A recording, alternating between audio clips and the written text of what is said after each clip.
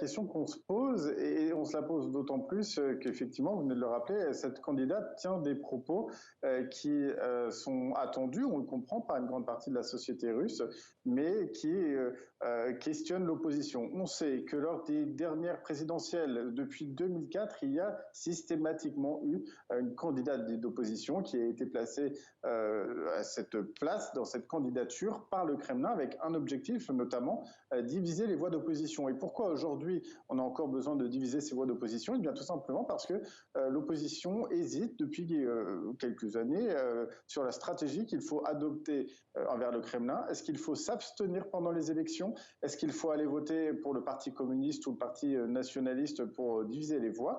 Ou est-ce qu'il faut voter pour ce genre d'opposante?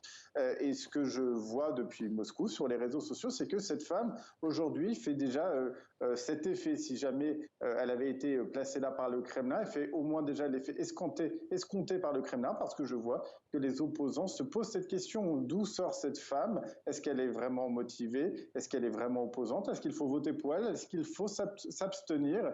Eh bien, je pense que le Kremlin observe toutes ces réactions et toute cette situation avec, vous l'avez aussi rappelé dans le reportage, le fait que cette femme est un peu entre deux eaux. Elle s'oppose, mais elle ne s'oppose pas vraiment. Et donc, c'est ce qu'il faudra observer dans les temps qui viennent, les propos qu'elle tient ou qu'elle ne tient pas. Mais on comprend d'ores et déjà que le fait qu'elle ait été acceptée à la Commission centrale électorale ces derniers jours à Moscou montre que visiblement le pouvoir a donné le feu vert à cette candidate pour participer à la présidentielle, chose qu'aucun opposant libre et indépendant ne pourrait faire dans la Russie d'aujourd'hui.